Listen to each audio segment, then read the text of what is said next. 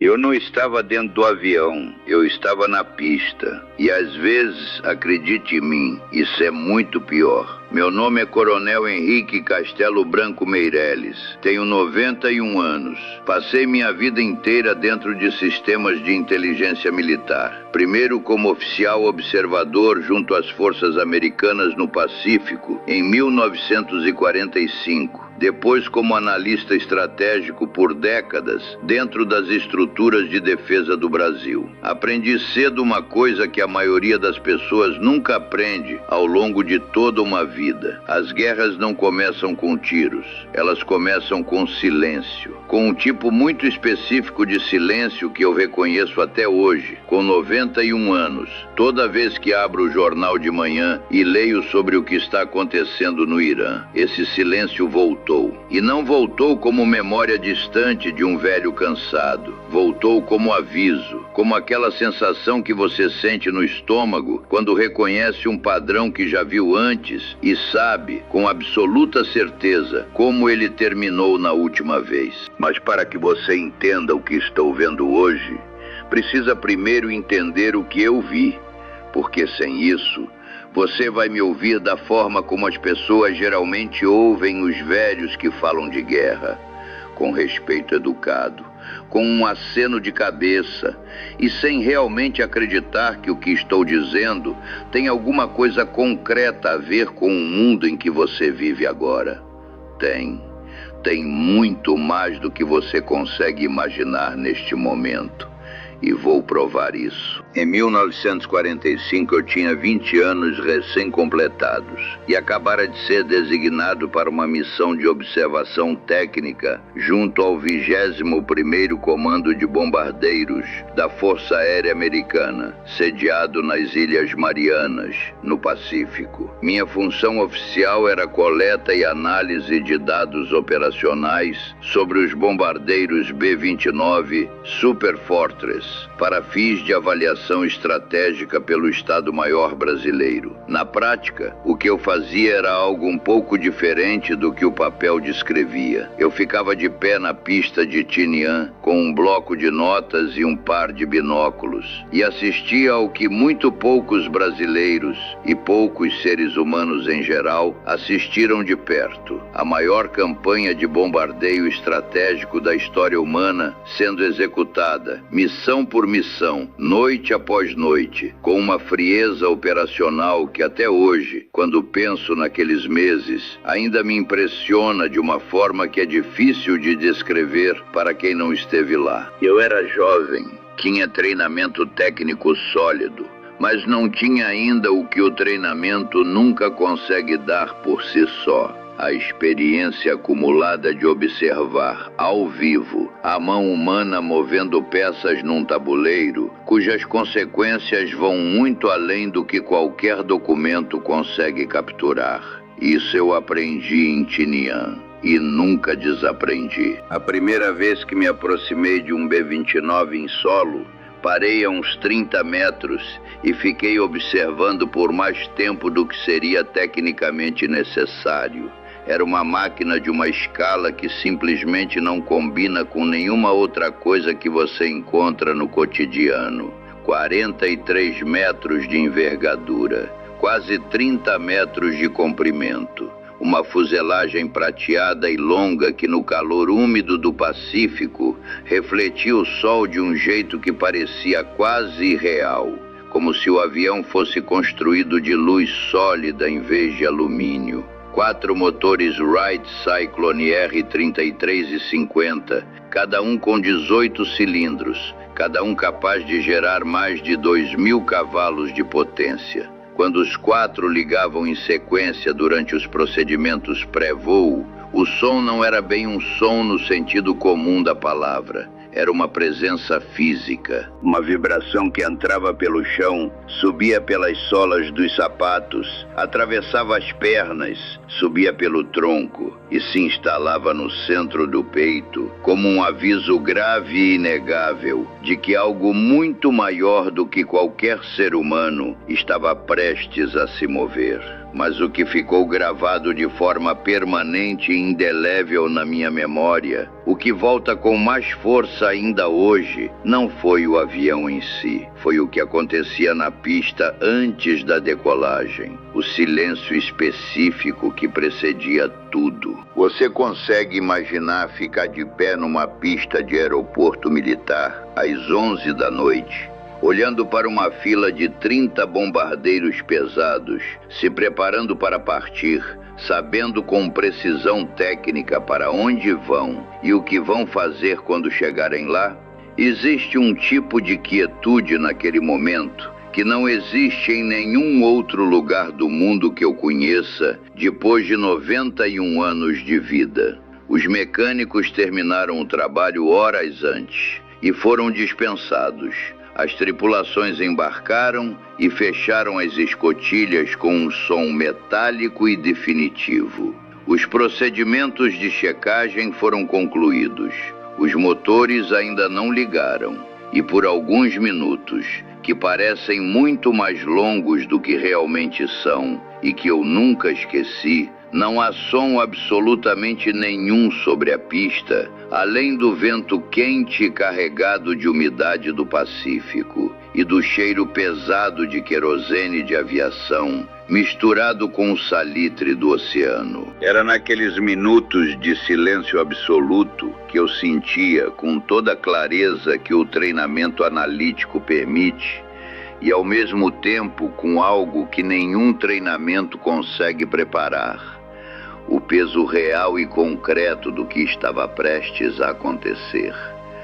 Porque eu sabia o que aqueles aviões carregavam, não como impressão vaga, como dado técnico, documentado, verificado por mim pessoalmente nos relatórios operacionais que passavam pelas minhas mãos como parte da minha função.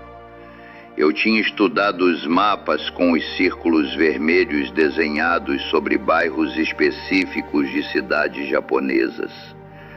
Tinha lido as estimativas de dano calculadas por matemáticos e engenheiros com o mesmo método frio com que um projetista calcula a carga máxima de uma viga de aço. Eu sabia os números. E os números eram de uma natureza que nenhuma quantidade de treinamento analítico do mundo prepara você para assimilar do ponto de vista humano. Enquanto os outros homens na pista processavam aquele momento em termos de missão, de operação, de objetivos estratégicos, como o treinamento militar os ensinara a fazer, eu pensava em outra coisa. Pensava que do outro lado daquele oceano escuro, naquele momento exato, havia cidades inteiras dormindo. Havia bairros densos de casas de madeira e papel, construídas muito próximas umas das outras, onde famílias inteiras dormiam, sem saber absolutamente nada sobre o silêncio que existia naquela pista a milhares de quilômetros delas.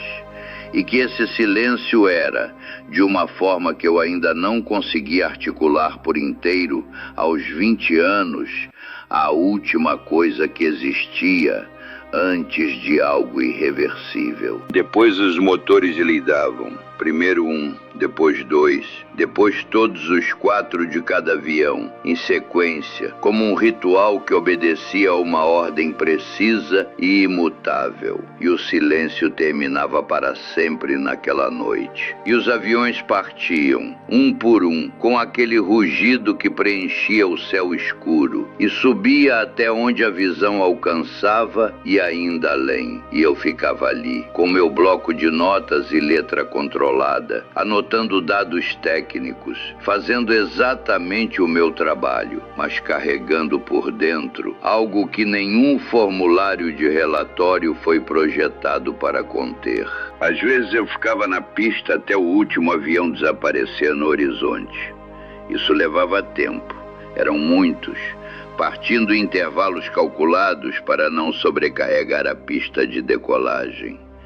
E quando o último motor sumia no escuro e o silêncio voltava, um silêncio diferente do de antes, mas vazio, mais definitivo, eu ficava parado por um momento antes de retornar ao alojamento, pensando no que aqueles homens iriam encontrar quando chegassem lá, pensando nas pessoas que dormiam do outro lado, pensando na distância absurda entre o silêncio daquela pista no Pacífico e o fogo que estava a caminho. Horas depois, quando os primeiros aviões começavam a retornar, alguns com danos, alguns com tripulantes feridos, alguns nunca retornavam. Eu estava de volta, anotando tudo: os relatórios de missão, os dados de navegação, as estimativas de resultado. Era o meu trabalho. Era tudo que eu podia fazer. Mas aprendi, naquelas noites de espera e retorno, que o trabalho de um analista de inteligência é essencialmente isto: estar presente na beira de algo enorme, registrar tudo com precisão e viver com o que foi registrado pelo resto da vida.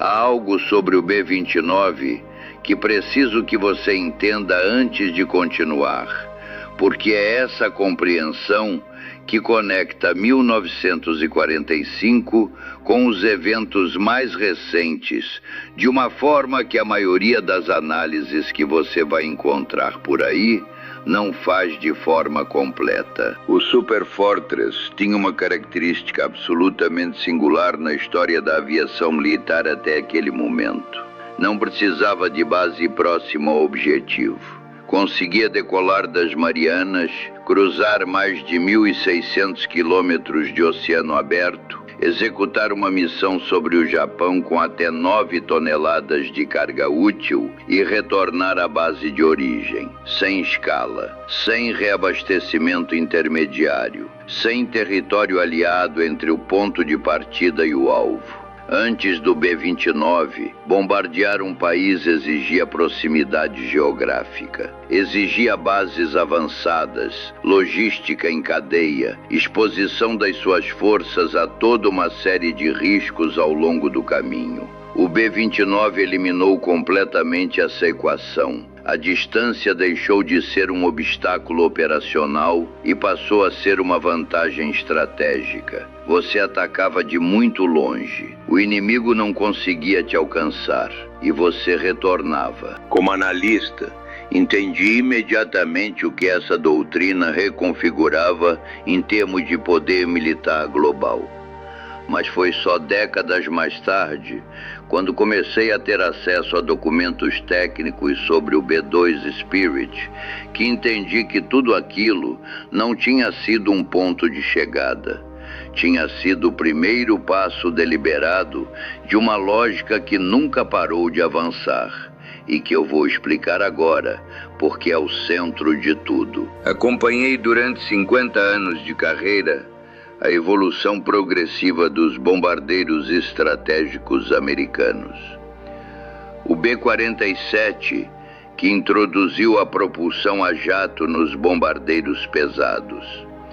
O B-52, que entrou em operação nos anos 50 e que, num fato que ainda me impressiona quando paro para pensar, continua realizando missões operacionais mais de 7 décadas depois. O B-1, com suas geometrias variáveis, cada um avançando na mesma direção, mais alcance, maior precisão, maior capacidade de sobrevivência em espaço aéreo defendido. Mas nenhum deles produziu em mim a mesma reação que produziu o B-2. A primeira vez que analisei os dados técnicos consolidados do B-2 Spirit num documento reservado, precisei reler tudo 2 vezes. Não porque as informações fossem confusas. Pelo contrário, eram extraordinariamente claras. E era exatamente essa clareza que me perturbou de uma forma que poucos documentos conseguiram ao longo de meio século, analisando sistemas de armas. O B-2 não é uma evolução do B-29. É a negação de tudo que o B-29 pressupunha como condição de existência. O B-29 era poderoso porque era grande, porque voava em formações numerosas e imponentes, porque fazia um barulho que se ouvia do solo a quilômetros de distância, porque aquecia o ar ao redor com o calor dos motores, criando uma assinatura detectável por múltiplos sistemas. Podia ser visto pelos radares, podia ser perseguido por caças. Em muitos casos foi abatido. Sua força vinha da escala e da determinação coletiva, não da ocultação. O B-2 opera na lógica completamente oposta. É uma asa voadora, sem fuselagem cilíndrica, sem cauda vertical, sem superfícies perpendiculares que criariam os pontos clássicos de retorno de sinal de radar. Seus materiais absorvem radiação eletromagnética em vez de devolvê-la ao emissor. Sua geometria foi calculada com o objetivo explícito de minimizar a área de seção transversal de radar ao menor valor fisicamente alcançável. Em condições operacionais, essa assinatura equivale à de uma ave de médio porte voando em altitude, não à de um avião, à de um pássaro. E esse pássaro invisível pode transportar as bombas GBU-57, cada uma pesando mais de 13.000 kg, projetadas especificamente para penetrar 60, 80 metros de concreto armado antes de detonar. Instalações subterrâneas construídas para sobreviver a qualquer coisa que existia antes dessa bomba ser desenvolvida, exceto a ela. Quando processava tecnicamente essas informações, uma imagem voltava à memória de forma recorrente. Os mapas de Tinian, com os círculos vermelhos sobre as cidades japonesas. E eu percebia que o círculo vermelho não desapareceu da história depois de 1945. Apenas migrou de endereço. E o instrumento que o executa ficou, ao longo de 8 décadas, cada vez mais silencioso, cada vez mais preciso, cada vez mais impossível de interceptar, com tempo suficiente para uma resposta eficaz.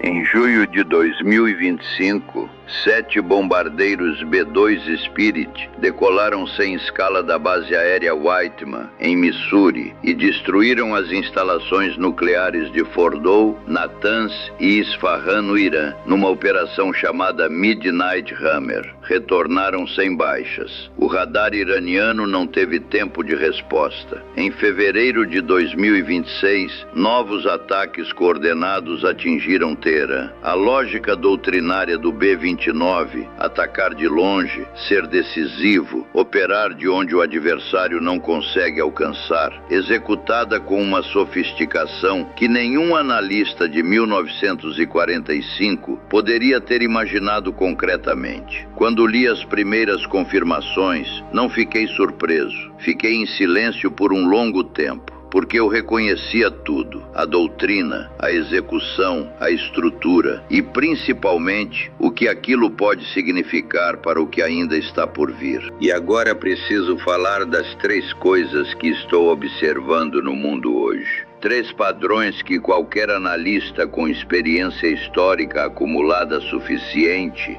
reconheceria com clareza, mesmo que os eventos isolados pareçam não guardar relação óbvia entre si. O primeiro é o que chamo de construção de consenso invisível. Antes dos grandes bombardeios de 1945, houve um período em que as potências aliadas chegaram a um consenso estratégico silencioso sobre a aceitabilidade dos ataques em áreas sobre o Japão. Esse consenso nunca foi votado em nenhuma assembleia pública. Foi construído progressivamente por documentos classificados, reuniões fechadas e por uma série de decisões menores que individualmente pareciam razoáveis, mas que somadas tornavam a decisão maior praticamente inevitável. Cada passo preparava o terreno para o próximo, sem que ninguém precisasse nomear o destino final em voz alta. Quando observo hoje os alinhamentos diplomáticos e militares em torno do Irã e a forma como posições absolutamente impensáveis 3 anos atrás foram sendo normalizadas no discurso público dos governos ocidentais, quase sem que ninguém nomeasse esse processo, reconheço esse mecanismo com uma clareza que me preocupa profundamente. O segundo padrão é a movimentação de infraestrutura que antecede o movimento declarado.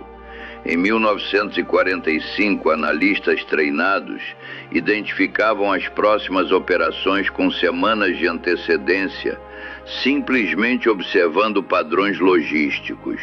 Concentração de combustível em bases específicas, chegada de tipos determinados de munição, reposicionamento de unidades de manutenção especializada, alterações nos padrões de comunicação de rádio. Nenhum desses movimentos anunciava explicitamente o que ia acontecer. Individualmente, cada um tinha uma explicação plausível e relativamente inocente, mas lidos em conjunto por alguém com o treinamento correto e a experiência necessária, formavam uma narrativa sem ambiguidade. Hoje as ferramentas de observação são incomparavelmente mais sofisticadas.